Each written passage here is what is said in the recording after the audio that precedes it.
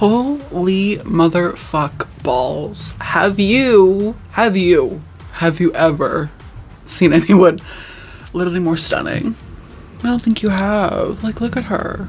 She's your girlfriend, but she's also gonna steal your wallet, so snatched. Literally, why do I even need to talk in this video? I should just be able to sit here with this beautiful glowy face, this beautiful long hair, and my beautiful big comfy sweater that's too big for me because I'm so petite. And I should just be able to sit here and just, that's it. Like, that's my job. That's it. That's all you expect of me. That's all I do. And yet I must do the hard work of talking about things. It's unfair. Victoria Beckham doesn't talk. Why would I?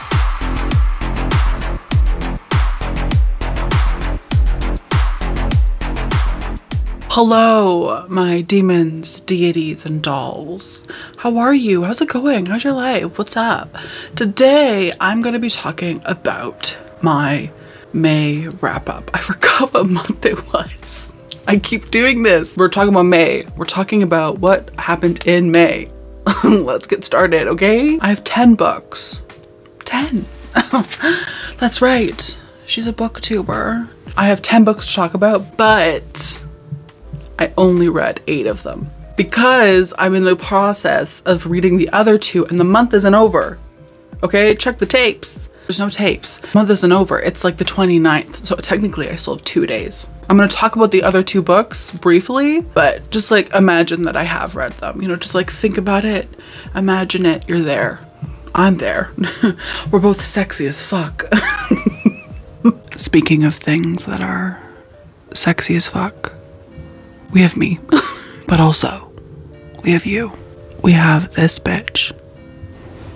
This bitch right here. This one.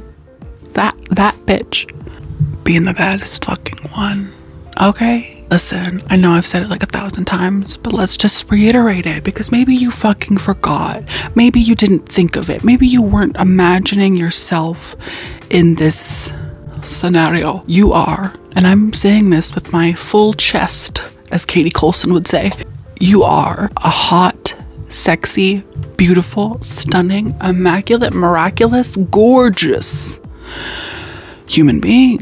I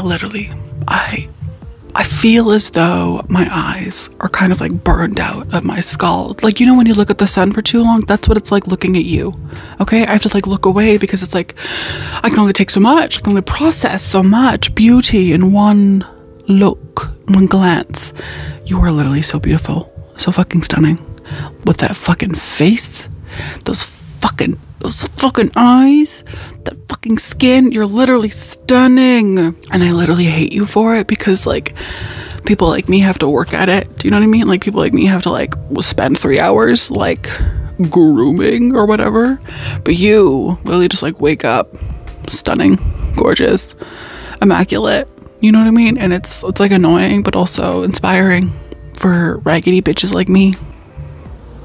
You're beautiful, okay? And if I swear to fucking God, if anyone at all says anything fucking different, I will fucking reach down their throat, grab their intestines, pull them up through their body, and then hang them with it. Just don't forget, okay? Remind yourself of that. Like literally remind yourself right fucking now that you are fucking gorgeous, fucking beautiful, so stunning, and I'm inspired by your beauty. Okay, you fucking glow like a fucking star. Anyway, love you, bye. Now, in case you're new to Miss Jordaline Reads' wrap-ups, what happens generally is I talk about the books from my least favorite to my most favorite. It's a lot of fun. It's a lot of great, you know, memories. I don't know what I'm talking about. Let's get started. I want to begin with the books I haven't finished reading because it wouldn't really be fair to put them in the ranking because I haven't finished them yet. But the one that is the bane, currently, oh my god, I'm literally so beautiful, I can't, oh my god. Anyway, the one that is currently the bane of my existence and the reason why I don't want to get up in the morning, and that is A Court of Wings and Ruin by Sarah J Maas. Literally everybody who hates that I read fantasy now is like, yeah. I waited too long with this, and when I did have to read it, because I'm reading it for my Patreon, if you're interested in joining, you want to see this face more often, but maybe without makeup and looking uglier. Just joking, I'm never uglier. I'm literally stunning all the fucking time. You can always join the Patreon. We do reading sprints. There's like Patreon exclusive content. I'm constantly polling those bitches about like content, about fucking the book clubs, about like what they want. It's like almost annoying, I imagine. I also post some of my content early over on Patreon. So if you're interested, check it out. Okay, check it out. It was sort of like a thing of like, I have no choice but to read this because I have to because of my Patreon, but I don't really want to. I wasn't like in the mood. So it was like begrudgingly that I began. I'm probably about 100 pages in, and this is like a 600 page fucking book, like 700 page book. So I'm hoping that I can finish it before the live show with the patrons on Saturday. Please pray for me. Please pray for my soul, because Sarah Janet truly is testing me with this one. But thank God for next month, because we're only reading the fucking novella and it's not gonna be some behemoth fucking book, thank the Lord. So I was struggling. I am struggling currently with this book, all right? I'm not doing well, and I thought like, let me just take a break from it, because I keep going into it being like, fuck me in my asshole, I don't want this. So what I did was I picked up this book, so to sort of like maybe get my juices flowing a little bit. That is The Good Daughter by Karen Slaughter. There's hair all over this book, Jesus. April from Getting Hooked With It, who is my bread and butter personally. Is that weird to say? That's probably weird to say, but April's the best. April recommended this to me in a video, so I bought it, and then I never read it until now. I am basically over halfway through. I'm gonna finish it either tonight or tomorrow. This, in case you don't know, is a thriller novel. This is about this family. One of the sisters is named Charlie. Another one of the sisters is named Sam. One day, Sam and Charlie are at home with their mom.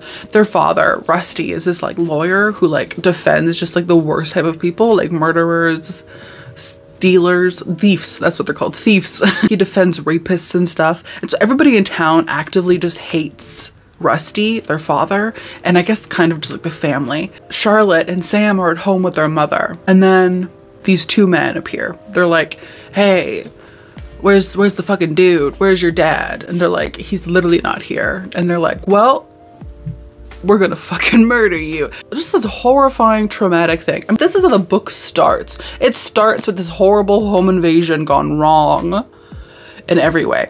And then we go into the future where we're following the sisters as they reconnect as like family members. Also while they try to solve this other thing that happened with like a school shooter. It is surprisingly really good. And what I mean by surprisingly is like, I wasn't expecting it to be so like dark, so sort of like almost fucked up. A lot happens within the first 50 pages. I wasn't sitting there being like, Karen Slaughter is gonna fuck me up. No, but she did. So no one is less surprised more than me. I really fucking like this, and I'm really excited to finish it. I'm assuming that this is gonna be like a 4, maybe a 5-star book. I will let you know in my June wrap up what I thought of this book and give you like my full thoughts, because right now they're just half formed like a little BB. Let us actually begin with the wrap up, okay? Let's talk about my least favorite book of the month. I talked about this book very briefly when I did the ranking my books so far video. I'll link it up and down below. And I didn't talk about it too much because I really wanted to save it for this video, because I do have a lot of thoughts, a lot of opinions.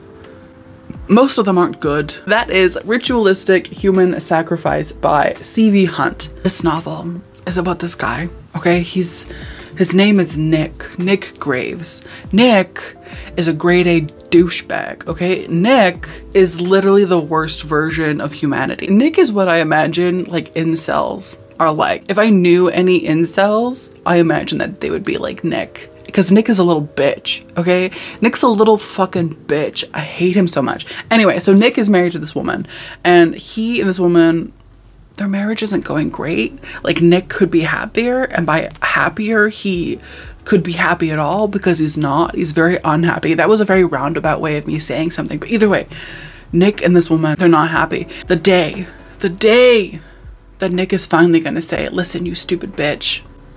He would totally say that. Listen, you stupid bitch. I'm done. I'm leaving. The moment he wants to say that, the day he wants to say it, she is like, guess what, honey? And he's like, what? And she's like, I'm pregnant. And Nick just about shits his fucking pants. He's like, no, please, anything but, Lord Jesus Christ, no. Nick then is like, I don't want this. You can have this fucking baby, sure, but I want us to move wherever I want us to move. I want to choose the fucking house. I want to do whatever the fuck I want to do. And so she's like, fine. It's like this whole thing. So they move because Nick wants them to. And they move into this like little town, and things begin to get weird because his wife starts to change. And the people in the town are weird. It's very strange. I don't even know. Okay. Let me try to summarize my thoughts. The beginning, I was like, I don't know. I'm a little bit suspicious. I don't know what the fuck's going on. I don't know if I like this fucking guy, because he's literally the fucking worst. He's just like a misogynist. But then halfway through the book, something happens. And I was like, yes, light her up, boys, let's do this. And then at the end of the book, I was like, abso-fucking-lutely not. No. The things that I liked, I can't say because they're a spoiler. But the plot went into a certain direction where I was like, yes. Beautiful, stunning. And then at the end, the character development, the redemption, the, I don't know, satisfactory parts of the book, Stevie Hunt was like, oh, you don't want those, right? Let me just take them. Like, who wants to read a novel where that happens? Like, no one. Also, I will say that there are quite a few repetitive parts. There's a lot of mention of blood and shit being mixed together. Like a lot. Like menstrual blood and shit. Like just regular blood and shit. Just like, oh, and then also semen. It's repetitive. Like the first time you're like, okay, work. The fourth time I was like, okay, what else is there, dude? What else are we gonna do? And then also I really didn't appreciate that there was like a trans character plot twist. Like one of the characters was like, I'm trans. Bitch, are you serious? Are you serious? Are you serious? Like, it's just, no. I didn't like it when Adam Caesar did it. I don't like it when this bitch does it either. Like, stop using marginalized people as fucking plot twists. It's weird and fucking it's weird and fucking gross. Stop it. Just stop. Stop it. Yeah, I didn't like this. I didn't like it. It wasn't satisfying enough for me. Anyway, next we have another book that I don't know how to feel about it. And that is Out by Natsuo Carino. And I started to read it actually with Mikkei, and then Mikkei was like, I'm out. I can't do it. I'm not gonna do it. And I was like, that's okay. I'm kind of enjoying it. So I kept reading and I did like it. If it had ended with some semblance of something, I would have probably rated it like 4 stars, maybe 3.5 to 4 stars. But because of the way it ended, I kind of feel like it's like a 2.5. Like it's just fine. Like, I get why people like it, because it is interesting and the characters are just genuinely very interactive, very like compelling. You want to know more and more about them. Oh, by the way, in case you don't know, this is about a group of women who work like the late shift at this factory. They work from like 12 a.m. to like 8 a.m. One of the women kills their husband. Then she called one of the other women that she works with, and so she's like, hey, I kind of killed my husband. And so her coworker's like, that's literally crazy. Let me help. Basically, these women kind of end up being brought together to help dispose of a body, and things go from there. I don't want to say too much, but it's crazy. It's wild. But the ending of the book, it was weird. And I don't know how I feel about it. And if I say why I don't like it, I think that would be technically a spoiler, and I don't want to spoil the book. But at the same time, it's kind of fucked up. It's kind of problematic. I don't know. All I'll say is a character at the end of the novel seemingly falls in love with their rapist. And instantly, no matter what the fuck is going on, no matter the context, I am out. I don't want that. I don't fuck with it. So when it happened at the end, I was like, oh, this just took a very strange turn and I don't know how to feel about it. I don't think I would recommend it because the ending was just so weird. But I don't know. Again, I don't fucking know. I don't know. Surprisingly, I don't know. Let's talk about the next book, which is From Blood and Ash by Jennifer L. Armentrout. We also read this from my Patreon. This was very just middle of the road. This is about this girl named Poppy. Poppy has been told since she was a child that she's like the chosen one. And since being told that, she's basically like controlled by like the queens and dukes and stuff or whatever of her society. Then she meets this dude named Hawk, kind of like have like a flirtation ship or whatever, and just things happen. I don't even know how to describe it. It is very much like vampires, werewolves, fantasy, but maybe like a little bit ACOTAR, similar to Out. I don't know how to feel, because while I enjoyed it, because while I wasn't like mad or like displeased while reading it, I didn't necessarily love it either. The world building is basically nil. There's nothing. You're just kind of pushed in, and then you're like, cool, I guess I understand what's going on, but you don't. At least that's how I felt. The characters, specifically Poppy, imagine in your head, okay, the white, skinny female protagonist of a fantasy novel. That's Poppy. That's the main character. But she knows how to fight, so like that makes her interesting, I guess. She's kind of just like Monday fucking morning. It wasn't the most compelling thing. And then Hawk himself, I wasn't that like swooned. Do you know what I mean? Like I wasn't like, oh my god, Hawk. And then the last like 50 pages of the book is like just wild. Like, but like not in a good way necessarily, just like weird.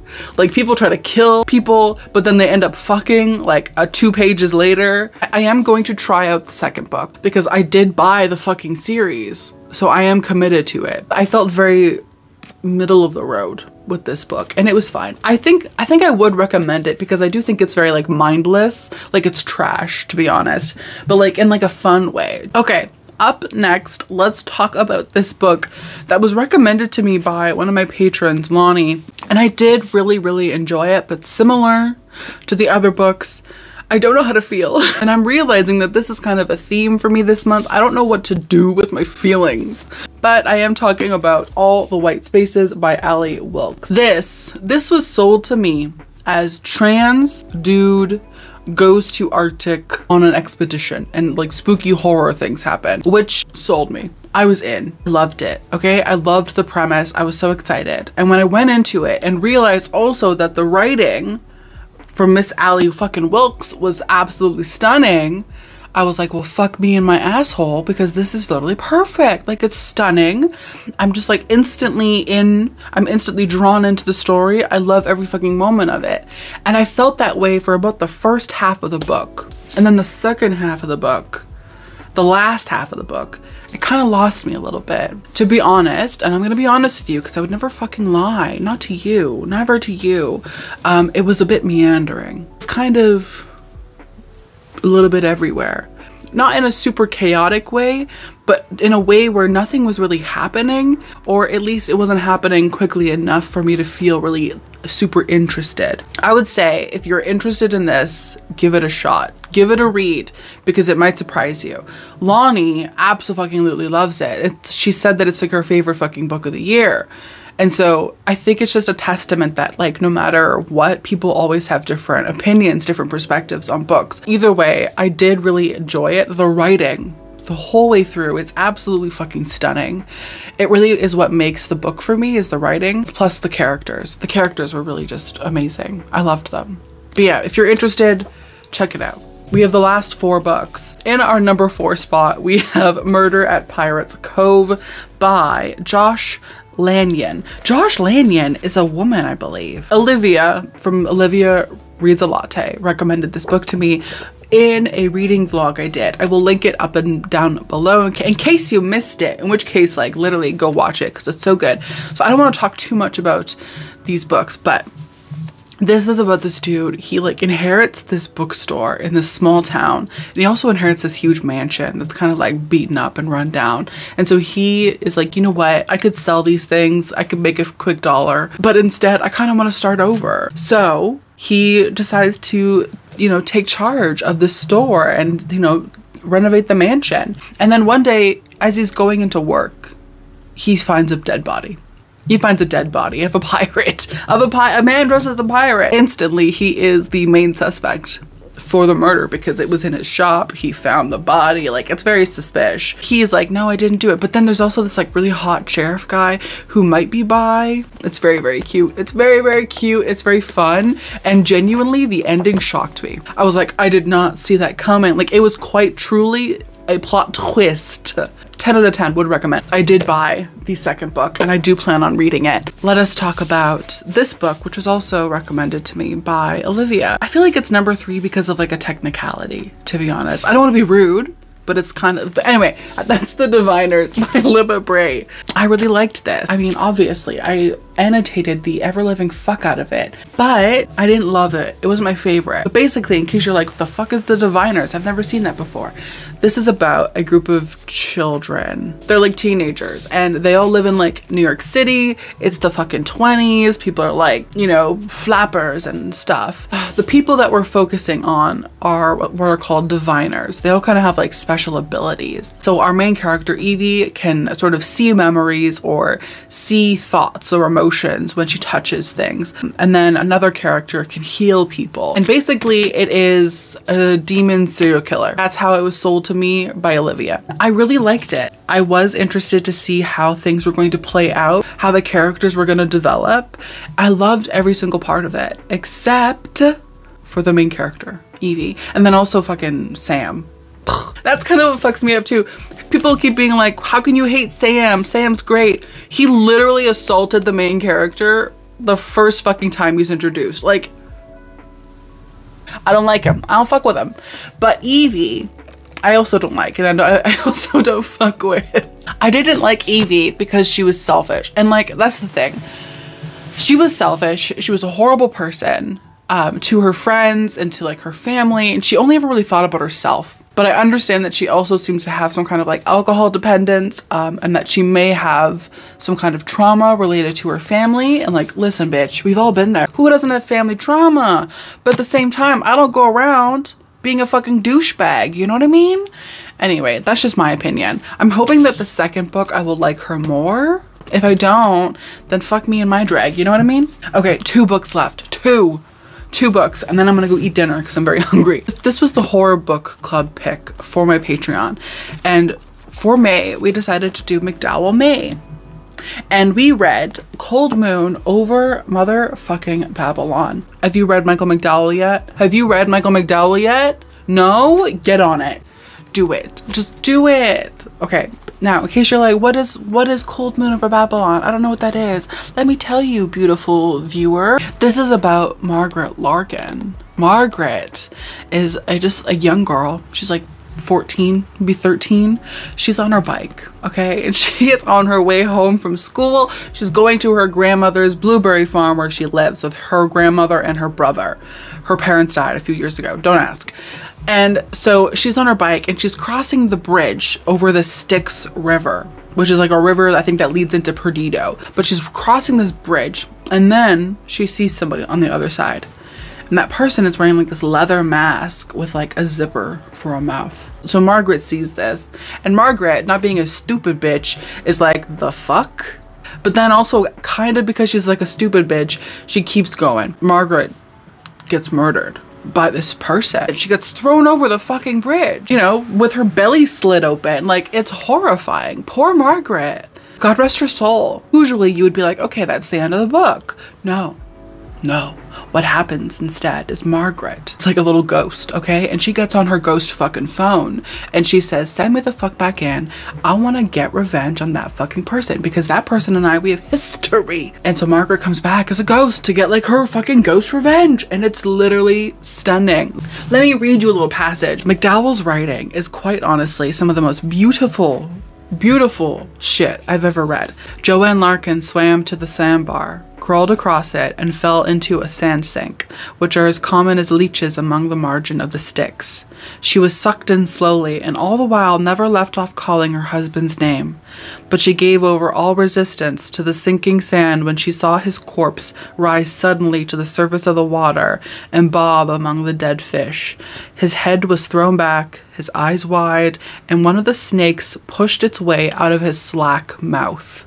There's something so almost like poetic and beautiful about it, but also very simple and like easy to understand. I just love it. And then, okay, this other part that I just thought was funny because Michael McDowell was also fucking hilarious. And this part is where he's like describing Margaret, the girl who gets murdered. He says, Margaret was small-boned and dark-complexioned, in contrast to her parents and Jerry, with regular features that could be considered pretty by the sympathetic. It's so fucking rude, but I love it so much. Read this book if you haven't already. It's literally spooky. It's so interesting, and the antagonists antagonizing. Also, if you're interested and you have read the book, I did a spoiler reading vlog on my Patreon for the patrons. So if you're interested, check that out. The last book of the month, and the one that you're probably not even like gonna be surprised to see because I've talked about it mercilessly, endlessly, to the point where it's probably now redundant, and there's probably no redemption for me. Look at me in my alliteration. Anyway, I'm talking about Ninth House by Leigh Bardugo. Listen, Sarah J. Maas. Sarah J. Maas is in her boots, and she is quaking, shaking, her face cracked. Leigh Bardugo was like, oh, you wanted a fantasy dark academia murder mystery? Is that what you wanted? Hold my purse.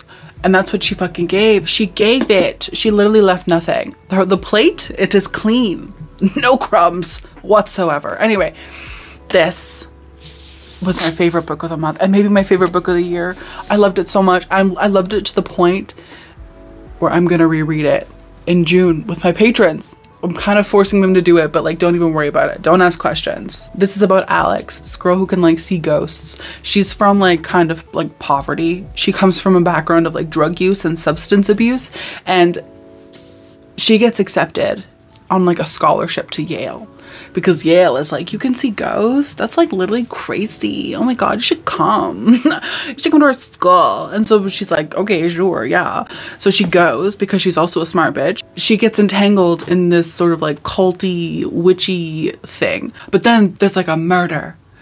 And Alex is like, this is all very suspicious, even though everyone is like, it's not a big deal. But Alex is like, it's a big fucking deal. Something's going on and I'm suspicious.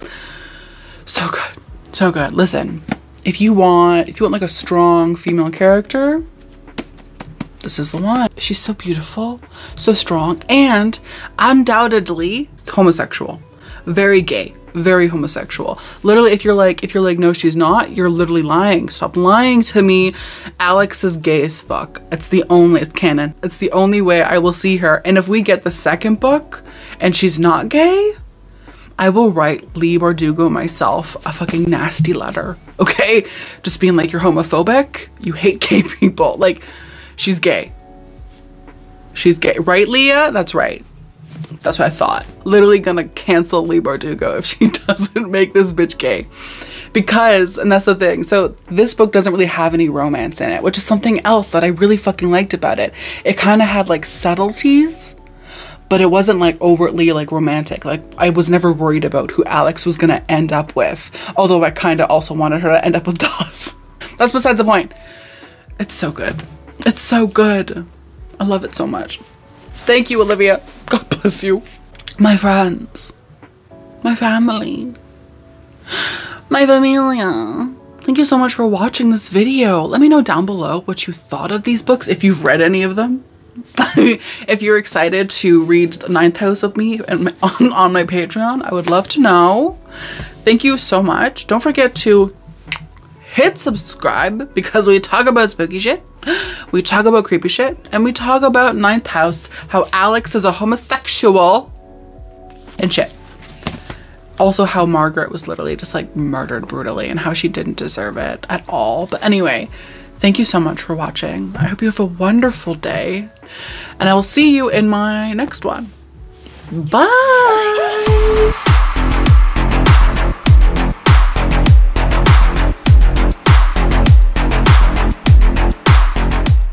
It is quite difficult being so stunning and gorgeous. It's quite difficult. I don't know why my go-to when I'm on film is to like pout like a stupid bitch, but it's my go-to. it's what I go to. I can't say anything else. I'm just I'm a puppy. I'm just a little bird-brained bitch who doesn't know what 2 + 2 + 2 is 6.